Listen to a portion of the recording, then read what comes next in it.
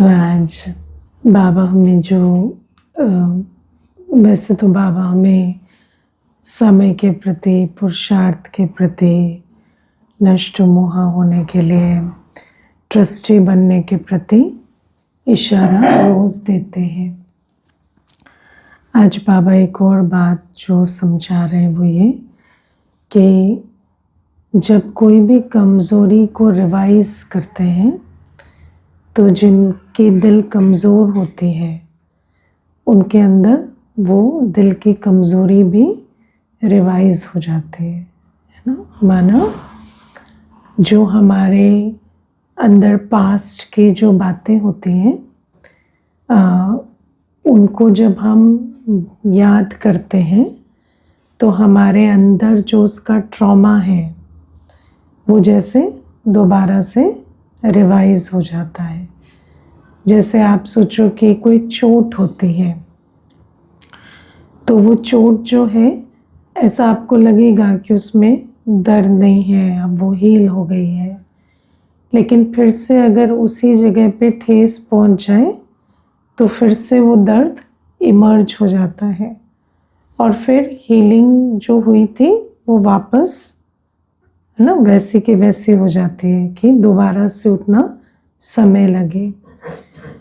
तो ऐसे ही अंदर की भी जो चोटें हैं जिनकी वजह से हमारी दिल कमज़ोर हो गई है वो चोटें भी रिवाइज होती रहती हैं, है ना।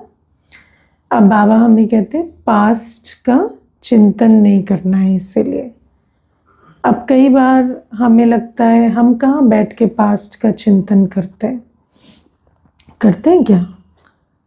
कई तो बैठते हैं पास्ट का चिंतन भी करते हैं लेकिन उनकी बात हम नहीं कर रहे हैं, है ना। ऐसा हम सोचते हैं ब्राह्मण तो नहीं करते होंगे और अगर करते हैं तो फिर वो नहीं करना है। बैठकर पास्ट की जो दुख की बातें वो रिवाइज तो नहीं करते। कई ऐसे हैं कि पास्ट की दुखदाई बातें रिवाइज करते हैं तो उसको तो क्या कहेंगे, बेसमझी कहेंगे ना। क्योंकि जो बात हमें दुख देती है उसको वो कर्म करना और खुद को दुखी करना ये तो बेसमझी है। तो बाबा के बच्चे तो समझदार होते हैं तो ऐसी चॉइसेस तो नहीं लेंगे, है ना। या लेते हैं? कौन कौन लेते हैं ऐसे? बैठकर कोई, हाँ जी कोई दुख, हाँ याद आता है तो फिर क्या, नहीं याद तो आ जाता है ठीक है, पर उसके बाद क्या करते हैं? उसको फुल स्टॉप लगाते हैं या उसको फिर और उसको है ना सोचते हैं अभी आधा घंटा है इसी पे विचार कर लेते हैं कि क्या हुआ, किसने क्या गलत किया हाँ, और फुल स्टॉप लगाना है क्योंकि जो बीत गया उसको तो नहीं बदल सकते पर कम से कम अपने आप को दुख देने से तो बदल सकते। मुझे याद है जब मैं ज्ञान में आई तो पहले मैंने एक बात सुनी कि अगर कोई आपको गाली दे देता है तो उसने तो एक बार गाली दी पर आप उसको बैठकर सोच रहे हैं उसने ऐसे कहा, ऐसे किया, देखो वो इस प्रकार से बोले, इस प्रकार से व्यवहार किया। तो जितनी बार आप उसे रिवाइज कर रहे हैं तो माना आप खुद को गाली दे रहे हैं है ना। You are making that choice क्योंकि आपके पास वो चॉइस है कि आप उस बात को भूल जाएं, लेकिन आप उसे बार बार कर रहे हैं। तो आप सोचो कि आपको लगता है कि वो व्यक्ति आपके लिए दुर्भावना रखता है जो एक बार गाली देता है, पर हमारी खुद के प्रति क्या शुभ भावना है जो हम उसको बार बार रिवाइज कर रिप्ले करके अपने आप को फिर से उस अपमान की महसूसता के भान में लेकर आ रहे हैं। तो बाबा हमें कहते हैं कि इसी प्रकार से जैसे वो एक बेसमझी का कर्म है ऐसे ये भी एक बेसमझी का कर्म है कि हम किसी पुरानी दुख की बातों को या जिन बातों से हमें ट्रॉमा हुआ है ना, कई बार बचपन में कोई बात हो जाती है, कोई चीज़ हो जाती है तो उन चीज़ों का भी हमें ट्रॉमा होता है। तो बाबा कहते हैं उसे बैठकर याद नहीं करना। लेकिन मान लो बैठ के भी याद नहीं करते। पर माइंड की एक क्वालिटी है। माइंड की क्वालिटी क्या है? माइंड थिंक्स बाय एसोसिएशन, है ना। तो जब भी हम किसी ऐसे परिस्थिति में होते हैं, किसी ऐसे संदर्भ में होते हैं, या ऐसी कोई आसपास घटना होती है, तो उसके साथ माइंड एसोसिएट करता है उस पुरानी घटना को, है ना। जैसे जिस स्थान पर कोई ट्रॉमेटिक इंसिडेंट हुआ, उस स्थान पर जाने से वो ट्रॉमा भी याद आता है ना। या जिस व्यक्ति के साथ कोई बात हुई, तो फिर उस व्यक्ति से मिले तो दोबारा से वो जो स्मृति है वो रिवाइज हो जाती है। तो ये जो चीज़ है, इसका हमें ध्यान रखना है। जैसे मुझे एक बार एक माता कहती थी कि मैं जब से ज्ञान में आई, मैंने बहुत प्रैक्टिस किया कि आत्मिक दृष्टि की प्रैक्टिस। तो जब मेरी शादी हुई थी, तो मेरे ससुर बहुत गुस्से वाले होते थे। तो उन्होंने कई बार मेरे मुंह पर भी थाली फेंक कर मारी है। जैसे खाने को भोजन परोसा तो मुंह पर थाली फेंक के मार दिया, ऐसा भी हुआ। तो जब मैं ज्ञान में आई तो मैंने बहुत अभ्यास किया कि वो भी एक आत्मा है, और मेरा और उनका हिसाब किताब ख़त्म हो गया। और कहती कि मुझे लगता था कि एक्चुअली मैंने उन सारे जो बातें हैं उसको ख़त्म कर दिया है। लेकिन वो कहती कि जब फिर 10 वर्ष तक मैं ज्ञान में रही, और 10 वर्ष तक मेरे ससुर के साथ कभी मिलना जुलना नहीं हुआ, क्योंकि हम लोग विदेश में रहने आ गए थे और वो भारत में रहते थे। तो 10 साल के बाद जब मैं ट्रांसफ़र मेरे हस्बैंड का हुआ, तो हम जब भारत आए, तो मेरे ससुर जब मेरे साथ रहने आए दोबारा, तो मैं बहुत वेलकमिंग थी। अंदर से मुझे ऐसा लग रहा था कि बहुत अच्छी बात है कि अभी एक नई शुरुआत, क्योंकि मुझे ये संबंध की मेमोरी लेकर तो आगे नहीं जाना ना। तो मैं बहुत हैप्पी थी कि मुझे अभी जो मैंने प्रैक्टिस किया है वो प्रैक्टिकल में करूँगी। लेकिन कहती कि जब मैं उनके सामने गई, तो एकदम से मेरे हाथ से जो थाली थी वो छूट गई। माना मेरे को, और दोबारा से मुझे वो हाथ कांपने लगे। और कहती कि मुझे समझ ही नहीं आया कि मैंने इतने सालों का जो अभ्यास किया उसका क्या फ़ायदा हुआ। तो ये बात मैं क्यों सुना रही हूँ?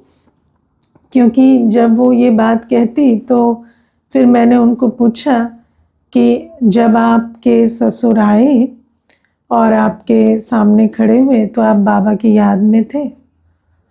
तो कहती नहीं, है ना। तो क्या है कि हमें कई बार ऐसा लगता है कि से हमारे पुराने विकर्म जो हैं वो दग्ध हो गए हैं, लेकिन बाबा हमें कहते हैं अंतिम घड़ी तक भी माया वार करती है। और ऐसा नहीं है कि 10 वर्ष उसने जो पुरुषार्थ किया, तो वो 10 वर्ष का पुरुषार्थ काम नहीं आया। लेकिन देखो माया कैसी है कि 10 वर्ष जो उसकी हीलिंग हुई ना, माया ने उसको ये भ्रमित कर दिया कि तुम्हारी कोई हीलिंग नहीं हुई, क्योंकि वो एक इंसिडेंट से उसका कॉन्फिडेंस खो गया। और अगर वो एक बार विजय पा लेती, तो वो जो 10 वर्ष उसने पुरुषार्थ किया उसके वो काम आता। तो ये माया है, आप समझते हो। ये वो नहीं है, ये ऐसी बात नहीं है कि आत्मा की अवस्था खराब है, पर माया ऐसी होती है कि अटैक करके आपका पूरा कॉन्फिडेंस खत्म कर देती है। जो हमारे अंदर मायाजीत बनने का, या हमारे अंदर श्रीमत पर चलने का, या स्वमान में ठहरने का, या विघ्न विनाशक होकर सेवा करने का जो कॉन्फिडेंस होता है ना, वो माया ख़त्म करती। इस चीज़ को बहुत अंडरलाइन करना, ये बहुत बड़ी चीज़ है। और जब भी कोई ऐसी बात हो जाती है मानो कोई भी आपने कदम बढ़ाया स्वमान में रहने का, कोई पुरुषार्थ का कदम हो, सेवा का कदम हो, और उस समय पर असफलता मिल गई, है ना, तो उस समय असफलता की वजह से हिम्मत नहीं हारना, है ना, क्योंकि जब माया का मुख्य काम क्या होता है? हिम्मत तोड़ दो। तो उस असफलता के बाद भी निश्चय बुद्धि होकर चलना, इससे फिर हम मायाजीत बनते। लेकिन उस समय क्या हुआ, और माया कब वार करती है? बाबा बार बार मुरली में हमें बताते हैं, माया वार करेगी अगर हम उस समय बाबा की याद में नहीं। तो अगर माया से हमारी पराजय हुई तो हम उससे ये ना समझ लें कि ये पराजय हमारी अवस्था का प्रूफ है। जैसे कोई विजय हमारी अवस्था का प्रूफ नहीं है। समझ रहे हो? कोई बात ठीक हो गई तो इसका मतलब ये नहीं है कि मेरी अवस्था बहुत अच्छी है। कोई बात बिगड़ गई तो भी इसका मतलब ये नहीं है मेरी अवस्था बहुत अच्छी है। मेरी अवस्था की चेकिंग कहाँ से होगी? मेरे चार्ट से। अगर मेरा चार्ट ठीक है तो मेरी अवस्था बेटर हो रही है, ये मुझे निश्चय हो करके रखना है। अगर मेरे से कोई बात ठीक भी हो गई, सफलता भी मिल गई, तो इसका मतलब ये नहीं है कि मेरी अवस्था बहुत अच्छी है। वो भी हो सकता है कि मुझे ओवर कॉन्फिडेंस मिला है। और अगर कोई भूल भी हो गई तो भी इसका मतलब ये नहीं है कि मेरी अवस्था बिगड़ी हुई है इसीलिए। ये माया का एक वार होता है। और फिर उसके बियॉन्ड जाना, सफलता में ओवर कॉन्फिडेंस ना आए, असफलता में कॉन्फिडेंस लूज ना हो जाए, इसको कहते हैं मायाजीत बनना। समझ रहे? तो माया, जब हम बाबा के बच्चे हैं तो हमें कैसे रहना है? एक रस, जय पराजय, है ना, यश अपयश, मान अपमान, हानि लाभ, जीवन मृत्यु, सुख दुख, इसमें हम एक रस रह सके, इसको कहते हैं मायाजीत, है ना। तो जब वो माता मुझे बता रही थी तो मैंने उन्हें कहा आप बाबा की याद में थे? तो कहती नहीं। तो मैंने कहा तो कोई बात नहीं, जब बाबा के याद में नहीं रहते हैं तो माया वार करती है। तो एक माया का वार था, लेकिन इसका मतलब ये नहीं है कि आपका 10 साल का कोई पुरुषार्थ नहीं है। पुरुषार्थ है। तो अगली बार जब आप सामने जाओ तो आप बाबा की याद में जाओ, है ना। और फिर धीरे धीरे धीरे धीरे आपको समझ आएगा कि जो आपने 10 साल पुरुषार्थ किया है उसके कारण आप आत्मिक दृष्टि रख पा रहे हैं। तो मुझे कहती मेरे को तो बिल्कुल ऐसे डर बैठ गया है कि मैं उनके सामने और जा ही नहीं रही हूँ। फिर बहुत, है ना, बल भरने पर जब दोबारा वो पुरुषार्थ किया तो धीरे धीरे वो ठीक हो गई अवस्था, है ना। तो इसको हमें समझना होता है। तो बाबा कहते हैं कि कभी भी जब हम कमजोरी को रिवाइज नहीं करना है तो बाबा की याद में रहो। आज बाबा ने उसका सल्यूशन क्या दिया है कि बाबा की याद में रहेंगे तो कमजोरी जो है वो रिवाइज नहीं होगी। क्योंकि जब हम बाबा की याद में रहते हैं तो बाबा की याद जैसे एक छत्र छाया बन जाती है और वायुमंडल का, परिस्थिति का, व्यक्ति के व्यवहार का हमारे पर प्रभाव नहीं होता। और जब वो प्रभाव नहीं होता तब वो पास्ट ट्रॉमा ट्रिगर नहीं होता, है ना। अगर आप बिना प्रेपरेशन के, बिना बाबा की याद के किसी भी वायुमंडल, किसी भी व्यक्ति, किसी भी परिस्थिति में जाएंगे तो उसके साथ जो आपका पुरानी स्मृति है वो ट्रिगर होगी। लेकिन अगर आप बाबा की याद में जाएंगे तो पुरानी स्मृति ट्रिगर नहीं होगी। आप जिस अवेयरनेस में, जिस दृष्टि में, जिस स्मृति में कॉन्शियसली रहना चाहते हैं आप रह सकते हैं, है ना। जैसे बहुत छोटी सी मैं आपको एक बात बताती हूँ, जब मैं ज्ञान में आई तो मुझे ना, जब मैं कहीं पर भी जैसे कोई मार्केट चले जाओ या कोई भी ऐसे अनफेमिलियर सर्कमस्टांसेस, जैसे अगर क्लास में है तो अलग बात है, लेकिन जब ब्राह्मण है आसपास तो ठीक है, लेकिन वैसे अगर कोई लौकिक संसार में चले जाओ, मार्केट चले जाओ, तो मैं ना आने के बाद ऐसे फील करती थी मैं बहुत ड्रेन्ड हो गई हूँ। ऐसा लगता है जैसे किसी ने खून चूस लिया।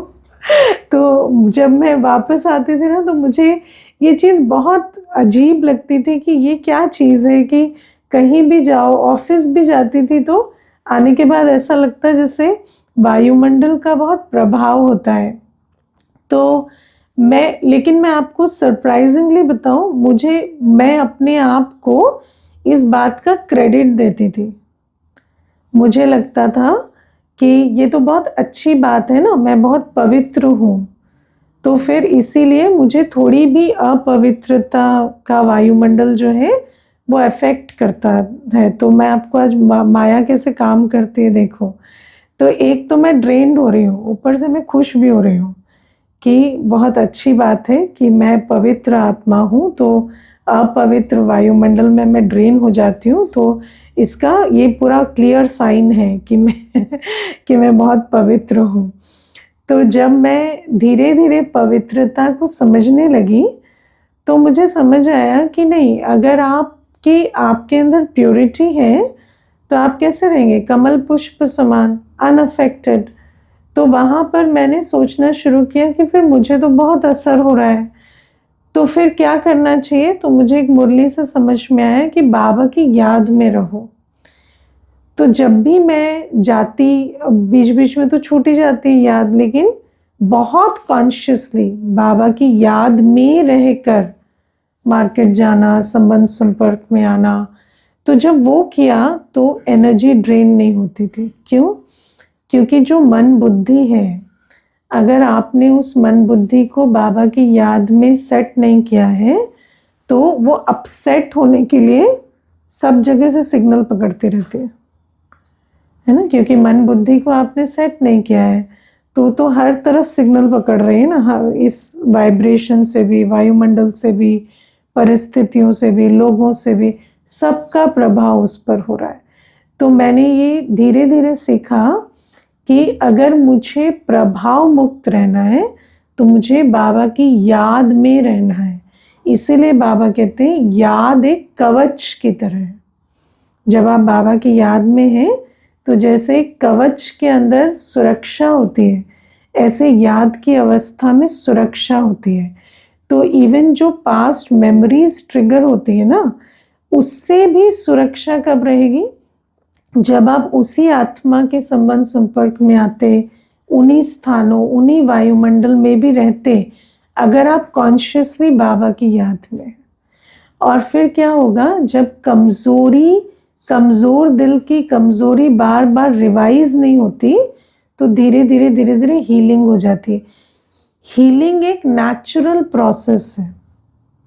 देखो, कुछ चीज़ें ना बड़ी नेचुरल बनी हुई है, चाहे आत्मा की हीलिंग है, शरीर की हीलिंग है, या आप सोचो कि भूलना है ना, पुरानी बातों को भूलना, ये सब हमारे अंदर नेचुरली ये इनग्रेन्ड है, ये होगा, ये हमारे नेचुरल ऑर्डर ऑफ थिंग्स में है। लेकिन जब हम उस नेचुरल ऑर्डर में हस्तक्षेप करते हैं, कैसे करते हैं, जो पुरानी बात है उसको रिवाइज करते रहते हैं, है ना, या जो पुरानी मेमोरी है उसको याद करते रहते हैं, तब वो भूलती नहीं है, तब वो हीलिंग नहीं होती। घाव को कुरेदते रहेंगे तो हील कैसे होगा। इसीलिए बाबा कहते हैं ये जो बाबा की याद है ये जैसे एक दवाई की तरह काम करती है, जिससे वो, या बैंडेज की तरह काम करती है, जिससे वो घाव पर दोबारा चोट नहीं लग रही, और चोट नहीं लग रही तो समय दिया तो हील हो जाएगा, है ना। तो ये बाबा की जो याद है वो बैंडेज भी है, दवाई भी है, हर प्रकार से काम करती है।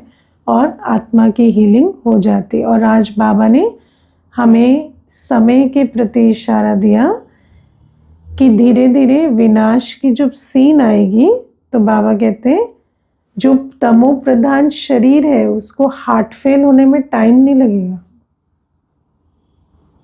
है ना। तमो प्रधान शरीर में ताकत नहीं है ना। आज किसी का हार्ट इतना मजबूत नहीं है कि विनाश की सीन देख ले और हार्ट फेल ना हो, ठीक है ना। आप सोचो, मैं एक माता को अभी किसी की सुन रही थी, लौकिक में, ब्राह्मण नहीं है, तो वो माता जो है वो 80 की एज में भी पूरी एक्टिव, फुल्ली एक्टिव, मतलब 100% एक्टिव। लेकिन अभी उन्होंने उनका घर बेच दिया, उन्होंने, है ना। तो घर बेच दिया तो दूसरे मकान में जब शिफ्ट हुए तो 2 महीने के अंदर शरीर छोड़ दिया। और बहुत शॉकिंग है ना, क्योंकि ऐसा लगा कि ये तो फुल्ली एक्टिव थी, ना बीमार हुई ना कुछ। तो आप सोचो कि मनुष्य को मोह कितना होता है ना। हमें किन चीज़ों से रगे फंसी हुई हैं, कौन सी चीज़ हमें दुख दे पाती है, हमें पता नहीं चलता। तो आप सोचो कि जब विनाश की सीन आएगी, आज तो हम विनाश सोचते हैं ना, लेकिन विनाश किसका? जिन सारी वस्तुओं में, जिन सारे आत्माओं में, संबंधों में, जिन सारी प्राप्तियों में हमारी रगें फंसी हुई हैं, वो सब हमारी आंखों के सामने खत्म हो जाएंगे। तो आप सोचो कि एक माता का, देखो युगल है, अभी बच्चे हैं, सब ठीक है, पर घर चला गया तो कितना ट्रॉमा हो गया। तो आप सोचो कि जब सब कुछ आंखों के सामने जाएगा तो उस समय आत्मा को हार्ट फेल होने में, है ना, शरीर में ऐसी कोई ताकत नहीं है कि हार्ट फेल नहीं होगा। बाबा कहते टांगे नहीं चलेंगी, हार्ट फेल हो जाएगा, ऐसी हालत होती है। लेकिन बाबा कहते उसके लिए अभी क्या करना है? उसके लिए अभी ये जो इनर हीलिंग है, कमज़ोर दिल जो है, जो जख्मी दिल है ना, उस जख्मी दिल को हमें ठीक करना है।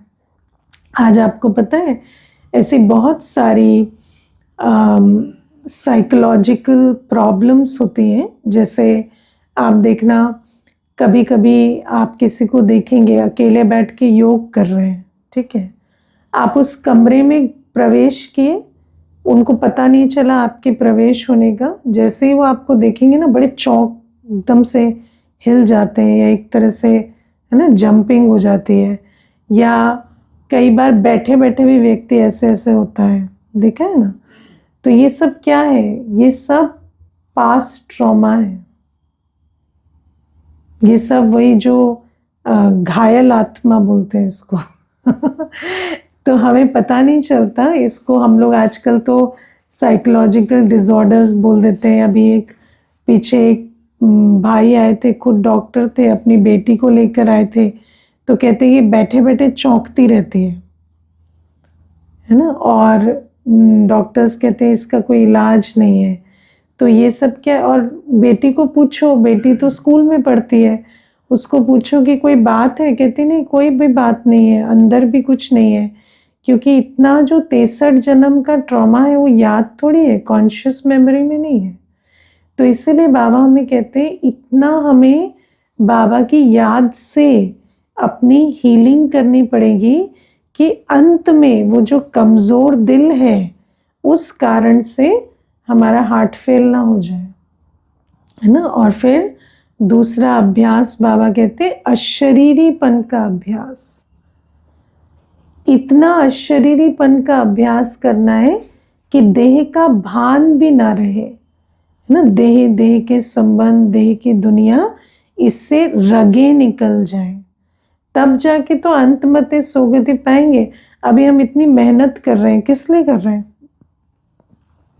कोई लक्ष्य से कर रहे हो कि नहीं? लक्ष्य से कर रहे हो ना। देखो एक चीज मैं बताऊं, जब कोचिंग होती है ना, ये सिविल्स की हो चाहे इंजीनियरिंग की हो, तो कई पढ़ने जाते हैं, कई इतना पढ़ने की नहीं सोचते, बस जाते हैं। लेकिन जब रिजल्ट निकलती है ना, तो दुख दोनों को होता है ना। जो पढ़ने का लक्ष्य नहीं भी लेकर जा रहा था ना, उसको भी लगता है कि हाय मैं बन सकता था पर नहीं बना। तो इसीलिए बाबा हमें कहते हैं कि हमें इस बात को समझना है कि मनुष्य से देवता बनने की इस कॉलेज में हम बैठे हैं, और जब इसकी रिजल्ट निकलेगी और हमें पता चलेगा ना कि ये फला देवता बना और मैं उसके पीछे रह गया, तो हमें अच्छा नहीं लगेगा। भले ही पुरुषार्थ के समय हम ढीले भी रहे हों, भले ही अभी इतना सोचते भी ना हो, लेकिन जब रिजल्ट निकलेगी तो बहुत पश्चाताप होगा। इसीलिए बाबा हमें बार बार सचेत करते हैं कि हमारा ये जो सारा पुरुषार्थ है, इसका लक्ष्य है अंतमते सोगति। और अंतमते सोगति के लिए हमें बहुत मजबूत दिल चाहिए और बहुत अशरीरीपन का अभ्यास चाहिए, जिससे शरीर का भी भान खत्म हो जाए। और जब शरीर का भान खत्म हो जाएगा तो देह के संबंध, देह की दुनिया, सबका भान खत्म होगा। और जब ऐसी अवस्था होगी तब अंत की दर्दनाक सीन साक्षी होकर देख सकेंगे, बाबा की याद में शरीर छोड़ सकेंगे, तब जाएंगे स्वर्ग, ऐसे नहीं जाएंगे, है ना। तो बाबा की वाणियों को बहुत ध्यान से सुनना है। अभी देखो मुझे कोई कह रहे थे कि दुनिया में तो क्रिटिसिज्म बहुत होता है ना, तो मुझे कोई कह रहे थे आप लोग पवित्रता का पाठ पढ़ाते हैं और जिन माताओं को के पास फाइनेंशियल पावर भी नहीं है, उनको अगर आप पवित्रता का पाठ पढ़ा देंगे तो क्या वो इतनी सशक्त हो जाएंगी कि वो पवित्र रह सके। तो फाइनेंशियल पावर पहले है ना। तो वो कह रहे थे कि मुझे आप लोग पहले लोगों को पढ़ाओ लिखाओ, पैसा उनके पास हो तब वो चॉइस लेंगे। तो मैं उनको ये बात बता रही थी कि क्या आपको लगता है कि सब जो कमाते हैं वो पवित्र रह जाएंगे? है ना। कमाने से या नहीं कमाने से पवित्रता का कोई ये नहीं है ना, कोई कनेक्शन नहीं है। पवित्र रहने का कनेक्शन है लक्ष्य से। जिसके पास लक्ष्य है वो कारण नहीं देगा, और जिसके पास लक्ष्य नहीं है उसके पास कारणों की कोई कमी नहीं। तो मैंने उनको कहा कि आप ना अभी हमारी फिलॉसफी को नहीं जानते, हम क्या कर रहे हैं, क्यों कर रहे हैं। जब तक आप और मैं सेम पेज पे नहीं आएंगे ना, हम तो पुरानी दुनिया के विनाश और नई दुनिया की स्थापना अर्थ शिव बाबा के अवतरण पर निश्चय करके पुरुषार्थ कर रहे हैं ना। अगर आपको इन 3 बातों पे निश्चय नहीं है तो आप नहीं समझ सकते इस बात को, है ना। तो इसीलिए आज बाबा ने कहा ना, निश्चय बुद्धि ही माला का दाना बनते। बाबा कहते हैं ना श्रीमत पर चलो। तो पहले तो श्रीमत वो है ना जो बाबा ने ज्ञान दिया। अगर मुझे ज्ञान पर निश्चय नहीं तो डायरेक्शन पर निश्चय नहीं हो सकता, मैं डायरेक्शन पर नहीं चल सकती, है ना। और देखो एक व्यक्ति जो कमाए या ना कमाए, उसको पता है ये मेरा शरीर है, मुझे इसे भोजन खिलाना है, तो उसको कभी थोड़ी लगता है कि मैं कमाता नहीं हूं तो मैं भोजन नहीं खिला सकता, है ना। उसको पता है कि कैसे भी हो शरीर मिला है तो भोजन का प्रबंध तो होगा। वो भगवान पर भरोसा कर कर चलता है। तो जिस व्यक्ति को पता चल जाता है मैं एक आत्मा हूँ और पवित्रता मेरा जन्म सिद्ध अधिकार है, उससे वो अधिकार कोई नहीं छीन सकता।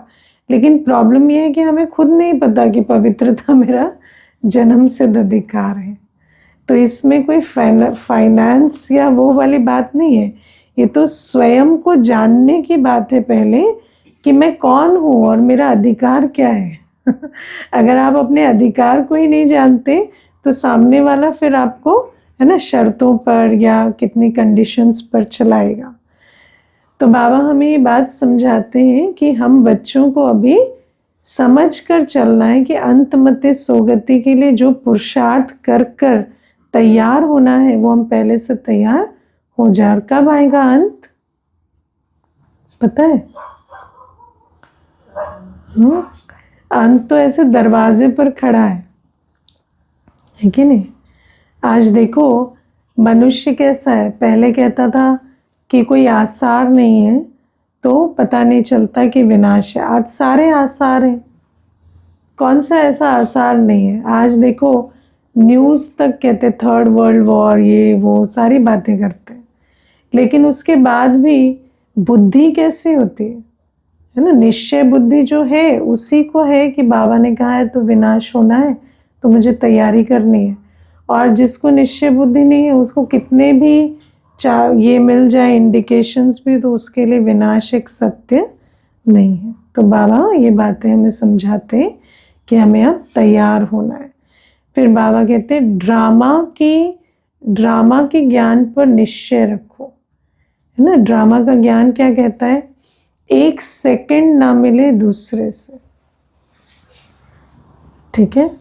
और आप विचार करके देखो, पास्ट और फ्यूचर कुछ नहीं है। पास्ट और फ्यूचर एक क्या कहें, माया का बनाया कॉन्सेप्ट है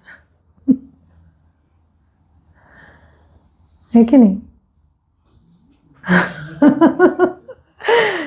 अभी सिर्फ प्रेजेंट है।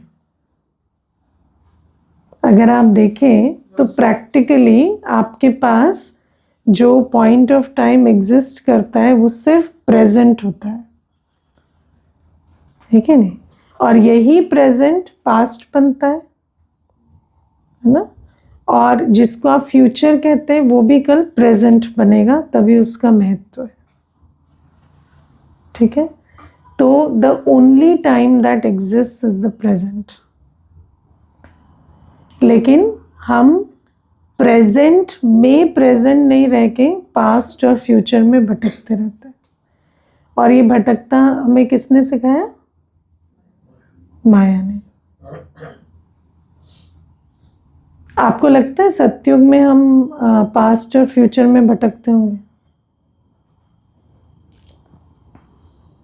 देखो कितना अच्छा, सबको क्लैरिटी है ना? लेकिन इस समय जब सतयुगी बनना है तब भी प्रेजेंट में नहीं रहते, कितना पास्ट में।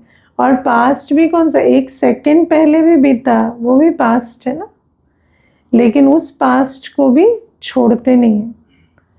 तो बाबा हमें कहते हैं कि ड्रामा के पट्टे पर मजबूत रहो कि सिर्फ प्रेजेंट एग्जिस्ट करता है, और ये जो प्रेजेंट है यही पास्ट बनेगा। तो अगर आपको अपना पास्ट भी ठीक करना है ना, आपको अपना पास्ट भी ठीक करना है तो भी आपको प्रेजेंट में काम करना पड़ेगा। पास्ट के बारे में सोचने से पास्ट ठीक नहीं होगा। लेकिन ये प्रेजेंट ही पास्ट बन रहा है, तो इसको ठीक रखेंगे ना तो पास्ट भी ठीक हो जाएगा। अगर आपको अपना पास्ट पसंद नहीं है ना तो recreate your past in the present.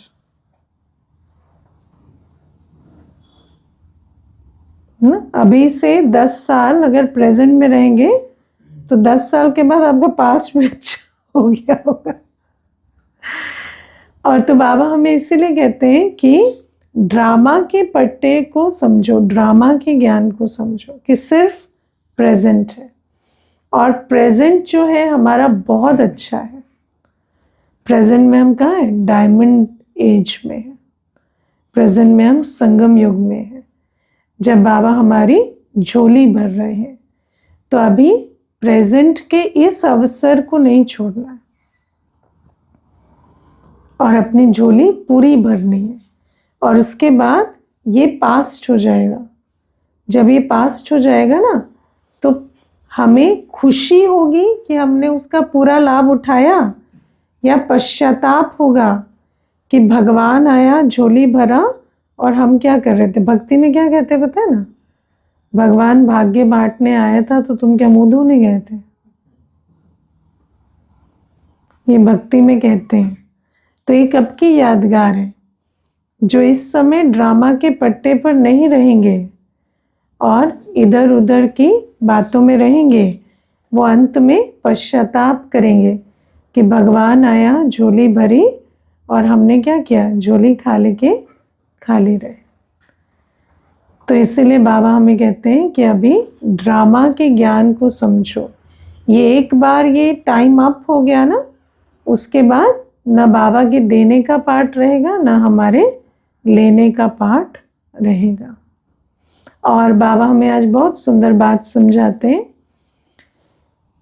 हर आत्मा बाबा से अपना वर्षा लेगी और फुल हो जाएगी, लेकिन हम इक्वली फुल नहीं होंगे, है ना। बाबा बाबा रहेंगे, बच्चे बच्चे रहेंगे, और बच्चों में भी नंबरवार रहेंगे, है ना, क्योंकि हमारे सबकी अपनी एक एक कैपेसिटी है।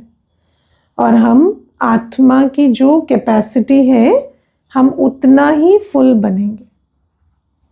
और इंडिविजुअली हम एक एक बाबा से जब फुल हो जाएंगे, तो वो देने लेने का पार्ट खत्म हो जाएगा। आजकल ऐसे मशीन्स आते हैं जो पानी चढ़ाते हैं टैंक में, तो जैसे ही वो एक लेवल तक आ गया तो वो फ्लो, आप उसको स्विच ऑन स्विच ऑफ आपको नहीं करना पड़ता, वो अपने आप ही स्तर अपना ढूंढ लेते हैं और फिर बंद हो जाता है फ्लो।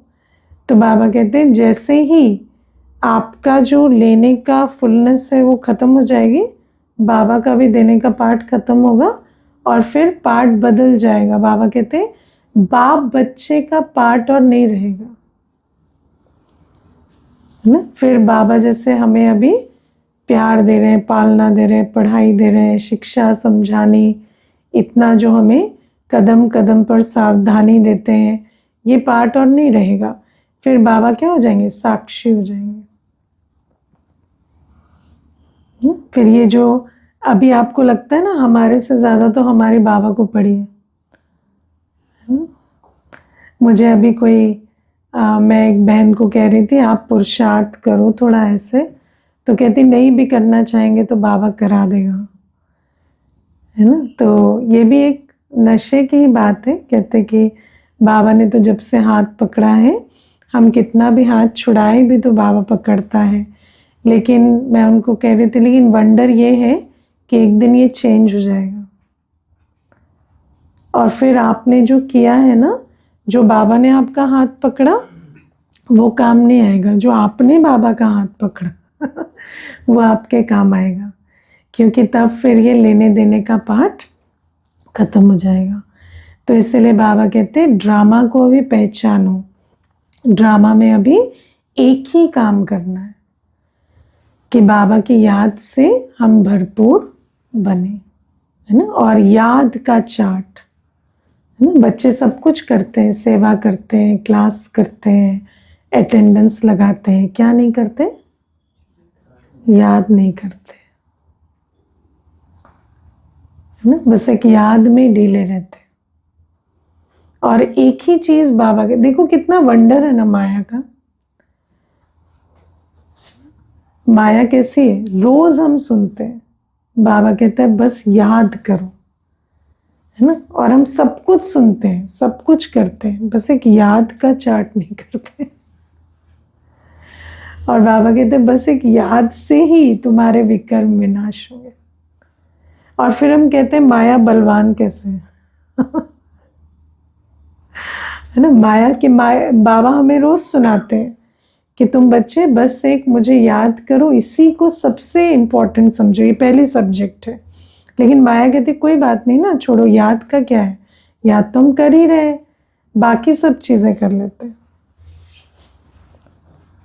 है ना। और ऐसा भी नहीं, सिर्फ मैं वो ये नहीं कह रही कि जो व्यर्थ विस्तार में जाते हैं या जो लौकिक झमक, जो अलौकिक में भी रहते हैं उनका भी यही है, काम सारा अलौकिक चल रहा है। सेवा कर लेंगे, मुरली रिवाइज कर लेंगे, याद का चार्ट रखना चैलेंज होता है। याद का चार्ट जो रखेंगे वही पार जाएंगे। ये चैलेंज सबके लिए। ब्रह्मा बाबा भी अपना अनुभव यही सुनाते हैं कि बाबा को याद करने बैठता हूँ तो भूल जाते है ना। और फिर बाबा आज कहते हैं कि कदम कदम पर राय लेकर काम करो, है ना। और बाबा कहते हैं राय वो लेंगे, कौन लेंगे राय? जो पोतामेल भेजते हैं। पोतामेल माना जिनका तन मन धन का सारा लेखा जोखा बाबा के पास रहता है सच्चाई से, वो राय लेकर काम करेंगे तो उनको राय दी जाएगी। और नहीं तो हमें तो पता ही नहीं कि आपका लेखा जोखा है क्या। देखो आपको क्या करना चाहिए वो तो तब बताए ना जब पता चले क्या कर रहे हो। क्या कर रहे हैं नहीं बताते, क्या करना चाहिए पूछते हैं। तो वो तो बाबा मुरली में बता ही रहा है, पर खास कब बता पाएंगे? जब आपका पोता मेल पास में हो, है ना। देखो जो तन मन धन बाबा के प्रति भी लगाते हैं वो भी अपना पूरा पोता मेल नहीं देते। जब तक पोता मेल नहीं होगा, जब तक हमें नहीं पता कि आप अपने तन मन धन का बाकी क्या करते हो, है ना। कोई देखो 10% लगाता है, कोई 20 लगाता है, कोई 5 लगाता है, कोई 50 भी लगाता है, लेकिन बाकी 50 का क्या करते हो? पता चला ये तो 20 लगाते हो, बाकी 80 का खाता ही कुछ और चल रहा है ना। कई बार हम ऐसे वंडर खाते हैं, अच्छे अच्छे बच्चे, सेवाधारी बच्चे, उन पर बहुत विघन आ रहे होते हैं। और विघन भी वो विघन नहीं जो आपको मजबूत करने वाले, बड़े ऐसे विघन जो हम ब्राह्मण जीवन में जिनको अच्छा नहीं समझते वो भी आ रहे हैं। तो हमें वंडर लगता है कि ऐसे कैसे हो सकता है, इतना अच्छा बच्चा है, इतनी सेवा करता है। लेकिन फिर मैं हमेशा जब भाई और मैं बात करते हैं, मैं कहते हैं आपको क्या बताइए, अपना कुछ बताते थोड़ी है। बस वो जो ये करते हैं उतना हम जानते हैं इनको, बाकी तो इनका कुछ नहीं पता, कोई भेद ही नहीं पता। तब क्या कर रहे हैं, क्या पा रहे हैं, कैसे बताएं? इशारा भी दे तो क्या दे? तो जब तक आत्मा अपना लेखा जोखा ना बताए पूरा, तो कैसे इशारा दे, क्या राय दे, है ना। फिर किसी को अपने आप एज्यूम करके भी बोल दो, वो भी गलत है ना। उसने तो बताया नहीं, अब हम खुद से कहते हैं ऐसा तो नहीं है आपसे कोई पाप हो रहे हैं, वो भी अच्छा नहीं लगता। इसका मतलब हमें फेथ नहीं है। तो इसीलिए बाबा कहते हैं राय लेकर काम करो, लेकिन राय भी तो तब देंगे ना जब पोता मेल अपना दोगे। ठीक है। ओम शांति।